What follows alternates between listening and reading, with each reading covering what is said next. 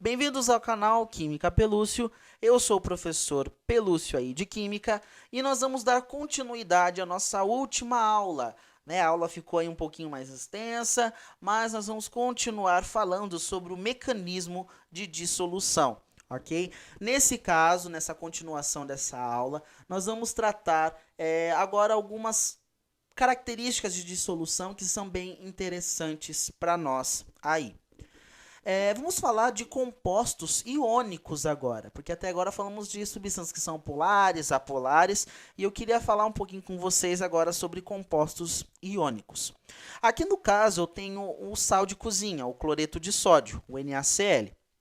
E um composto iônico, ele se apresenta, não é correto, ok, falar moléculas, tá bom? Não é correto falar para um composto iônico moléculas. O correto é falar composto, né? Um composto iônico, porque na realidade um composto iônico ele forma um retículo iônico, um retículo cristalino iônico, um cristalzinho ali, um retículo. E aqui eu tentei representar mais ou menos, né? Não ficou tão bonito assim, mas eu representei mais ou menos como é esse retículo, aqui no caso do sal de cozinha. Como que esses átomos, esses íons, eles estão ligados um ao outro? É uma atração eletrostática, tá? Íons que eu tenho aqui são cargas elétricas. Cargas elétricas positivas e negativas vão se atrair. Então, a atração, o que liga, a interação que está ligando um composto iônico, aqui um retículo iônico, são atrações, são ligações eletrostáticas, são interações eletrostáticas entre cargas elétricas, tá? Então, esses palitinhos que eu coloquei aqui entre eles, eu tentei representar o que seria mais ou menos essa interação eletrostática entre eles, de atração. As cargas negativas, os íons negativos atraindo os íons positivos, ok? Essa aqui seriam então as forças de coesão, tá? As coesão, o que liga está relacionado aí à questão eletrostática. Eletrostática porque eu tenho cargas, eletrostática. Tá? Então a coesão entre elas é eletrostática, ok? Agora o que acontece? Por que o sal, quando ele se dissolve na água, ele forma uma solução? Por que ele fica homogêneo, esse sistema? A gente viu agora há pouco, na última videoaula, que a água ela é um composto polar. Né? Ela tem uma região positiva e regiões negativas. Né? Aqui no caso, o oxigênio seria o polo negativo, a região com maior densidade eletrônica, e os hidrogênios seriam os polos positivos, certo? E o que acontece? Quando esse NaCl, o cristalzinho lá de sal, ele entra em contato com a água, o que vai acontecer? Bom, primeiro, vou tentar desenhar mais ou menos aqui o que acontece. Temos aqui o Na+, e o Cl-. Okay? Nossa, que ridículo. Deixa eu apagar aqui, ficou muito feio. Vamos de novo. Colocar então aqui o cloro, bem bonitinho. Menos, que é o nosso ânion. E o Na+. Ok? O que acontece? Eles estão coesos um ao outro por forças eletrostáticas, ok? Cargas elétricas. O que acontece quando esses dois camaradas, esses dois íons grudadinhos um ao outro, coesos aí um ao outro, entram na água? A água, por ter polaridade, ela vai exercer também forças de dissolução nesses compostos. Por exemplo, qual que é a parte negativa da água? O oxigênio. Qual que é a parte positiva do sal? O Na, o sódio. Então, a parte negativa aqui da água, que é o oxigênio, vai puxar o sódio, vai fazer uma força de dissolução aqui para justamente por ser a parte positiva, então a parte negativa daqui vai atrair, vai puxar o Na, o sódio, o íon sódio desse retículo. Quem que é a parte positiva da água? O hidrogênio. E a parte negativa aqui do sal é o cloro. Então, os hidrogênios aqui, no lado aqui do cloro, eles vão puxar, vamos dizer assim, o cloro desse retículo. Então, perceba que vai ter uma briga de forças aqui dentro. Tá? Vamos ter uma briga de forças, porque nós temos aqui no caso as forças de coesão que unem o retículo, forças eletrostáticas, e quando ele entra em contato com a água, vai ter uma interação eletrônica também, elétrica, uma atração elétrica entre a água e os íons do sal. No caso, a parte negativa da água, que é o oxigênio, vai fazer aqui forças,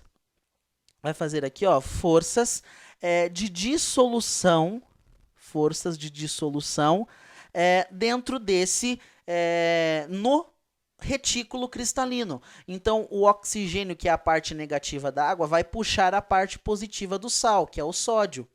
E o hidrogênio, por sua conta, ele vai fazer também forças de dissolução para atrair o cloro, que é a parte negativa. Então, são atrações aqui também elétricas, ok? Aí, o que acontece? Se as forças aqui de dissolução forem maiores que as de coesão, o que vai acontecer? O retículo ele vai se quebrar. E aí, o que acontece quando o retículo se quebra? Os íons que estão juntos, o Na+ e o Cl-, eles vão se separar, ok? Então, ocorre a separação dos íons, ok? Então, ocorre separação desses íons. Essa separação é o que nós chamamos de dissociação iônica, ou apenas dissociação. Então, o que é essa dissociação iônica? É a separação dos íons por causa das forças de dissolução que a água provocou no retículo do nosso sal, nos íons. Ela ganhou das forças que ligam os retículos e ela conseguiu separar esses íons. Agora, o que vai acontecer com esse íon sódio? Ele vai ficar solto no meio da água? Não, vai acontecer algo muito legal aqui também. Ó. Vou desenhar o sódiozinho e vou desenhar agora aqui o clorozinho, separados um do outro, ok? Agora, olha que interessante. O sódio ele não vai ficar sozinho no meio da água. Agora, as moléculas de água, as partes, no caso, como ele é positivo, o oxigênio, que é a parte negativa, vai circular, vai formar uma gaiola em torno do sódio. Então, ó, a gente vai ter mais ou menos isso daqui, ó. A região aí negativa, que é o oxigênio da água, vai formar meio que uma gaiola, o que nós chamamos aí de gaiola de solvatação, ok? Então, uma gaiola de solvatação em torno do íon. Como o oxigênio é a parte negativa, e o íon aqui no caso é o positivo, quem vai circular, quem vai estar em contato aqui com o sódio serão os oxigênios. Tá? Isso daqui são o que nós chamamos de solvatação do íon. A solvatação do íon. Até mesmo podemos chamar essas forças de dissolução de forças de solvatação. Ok? Solvatação. Então, nós podemos chamar essas forças de dissolução de forças de solvatação também, que são aí as forças entre as interações entre a água, os polos da água com os íons do retículo. Então, solvatação, a gaiola de solvatação. A mesma coisa vai acontecer aqui com o cloro. Só que agora não é o oxigênio que vai ficar voltado para ele. Quem vai ficar voltado para ele vão ser os hidrogênios. Então, agora a gente vai ter algo mais ou menos assim, que os hidrogênios são as partes positivas. Então, nós vamos ter algo mais ou menos assim voltado para o cloro, ok? Então, os hidrogeninhos aqui, ó, todos eles voltados aí para o cloro, ok? Que é a região positiva, o polo positivo. Também são as solvatações dos íons, ok? A solvatação do íon cloro vai ser as regiões positivas da minha molécula, ok? Bom, é bem sossegado essa parte aqui. A solvatação, ela está relacionada com uma interação molecular, podemos chamar assim, e iônica, que nós podemos chamar, por exemplo, a molécula de água é polar, certo? Então, e nós temos um íon sendo solvatado, sendo circulado por essas moléculas polares. Por isso que a solvatação é um tipo de interação que nós chamamos de íon dipolo permanente. Tá? Permanente. Justamente porque é um dipolo permanente, porque eu tenho uma substância que é polar. E íon, porque eu tenho um íon sendo solvatado aqui, sendo circulado por essas moléculas polares, ok? Então é isso. E uma coisa muito interessante, e esse é o motivo, eu ia falar uma coisa, mas deixa eu só terminar essa parte aqui. E é por isso que o sal, quando ele se dissolve na água, ele forma uma mistura homogênea, por causa dessa solvatação que ocorre dos íons do retículo com as moléculas de água. E uma coisa interessante, por que existem alguns sais que são mais solúveis, se dissolvem melhor, e outros sais inorgânicos que não se dissolvem também?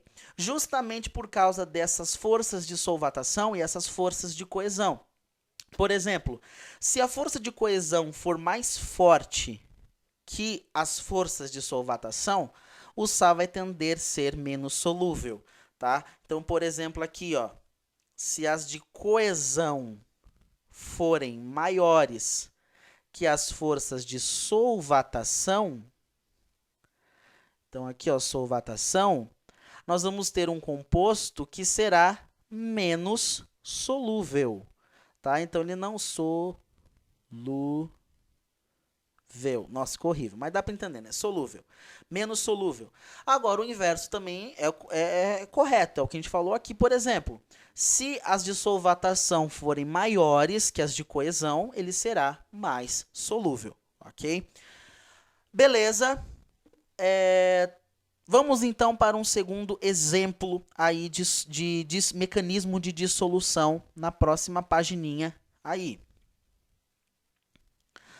Então, é bem interessante essa parte, muito legal, e eu quero terminar essa aula falando agora desse outra forma de mecanismo. Aqui nós temos, no caso, o ácido clorídrico. Essa é uma característica bem forte dos ácidos. O ácido clorídrico é uma substância gasosa. O que acontece? Ele é uma substância que tem uma alta polaridade, tem polaridade na sua molécula. O cloro concentra aí a região de maior densidade eletrônica e o hidrogênio é a parte positiva, o polo positivo. Quando isso daqui se dissolve em água, primeiro, ácidos são compostos moleculares. Moleculares, certo? São compostos feitos por ligação covalente, não tem íons nessa estrutura. Porém, quando o HCl ele entra em contato com a água, o que vai acontecer? A água ela também vai fazer o mesmo processo que a gente viu lá no caso do NaCl. Ela também vai brigar com as forças de coesão que ligam, no caso aqui seriam ligações covalentes polares, ligações covalentes polares. Então não é uma atração eletrostática que nós temos aqui. Então a coesão aqui nesse caso seria aí uma ligação covalente polar, ok? Covalente polar. E o que vai acontecer? Também vai haver aquela atração da parte positiva da água atraindo a parte negativa do nosso ácido. E o que vai acontecer? Aqui vai acontecer algo um pouco diferente. Eu fiz o cloro de verde, vou continuar com ele de verde, para não diferenciar. Então, aqui, ó, o cloro e aqui está o hidrogênio. O que vai acontecer? Aqui no caso está a região negativa, com maior polaridade negativa, polaridade positiva aqui na molécula. Bom, a água vai atrair essa parte aqui, a parte negativa da água vai atrair a parte positiva, o polo positivo do ácido, e a parte positiva da água vai interagir aí, vai solvatar também o lado negativo do ácido. Então, aqui a gente vai ter as forças de solvatação, né, de solução, solvatação, vai puxar, né, aqui. E o que acontece? Vai haver a quebra do nosso sisteminha aqui. E nesse caso, o cloro ele vai ficar solvatado, certo? O cloro aqui vai ficar solvatado pelas moléculas de água.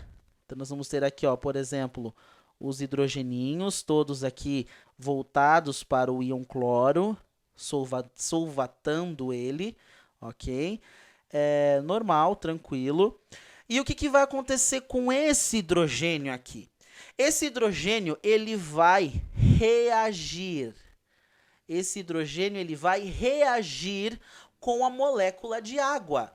Na realidade, o que acontece aqui é uma reação química, porque esse hidrogênio ele vai sofrer uma reação, ele vai interagir com a molécula de água. Ele vai formar uma espécie, ó, H2O, ok? Vai reagir com esse hidrogênio positivo, com característica, com polaridade positiva, e vai formar uma espécie H,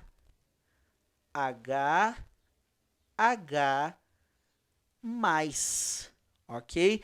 Vai formar um íon aqui, que nós chamamos de H3O+, que é o íon hidrônio, ok? Hidrônio. Então, nesse caso, vai ter a solvatação do íon cloro, mas o H+ dentro desse sistema, ele reagiu com a água e vai formar essa espécie catiônica, essa espécie que se chama íon hidrônio. Então, nós vamos ter partículas positivas e negativas dentro desse sistema. Quando eu dissolvo um ácido, por exemplo, isso funciona com todos os ácidos.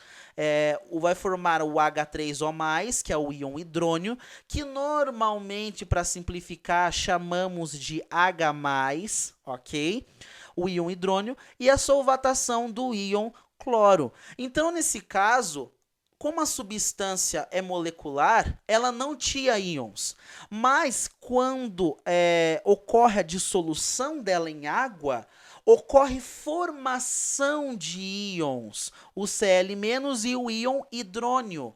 Então, veja só, ocorreu formação de íons nesse caso, ok? Então, aqui aconteceu, ó, formação de íons.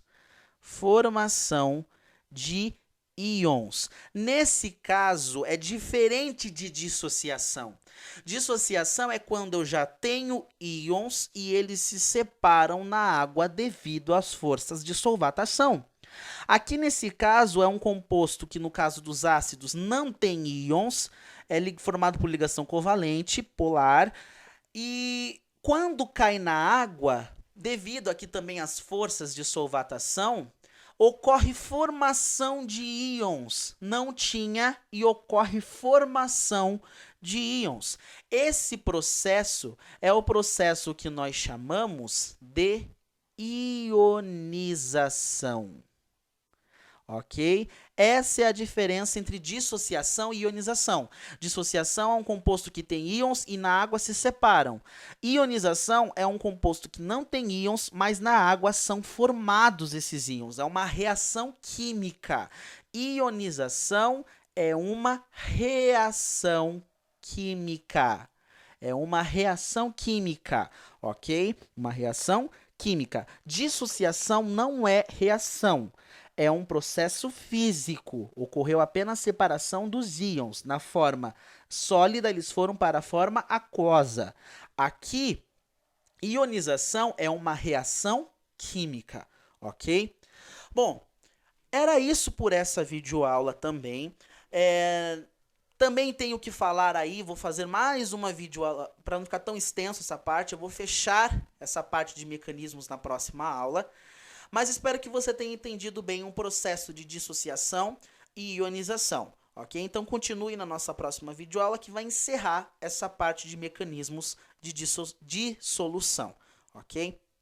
Então, segue aí a nossa próxima videoaula.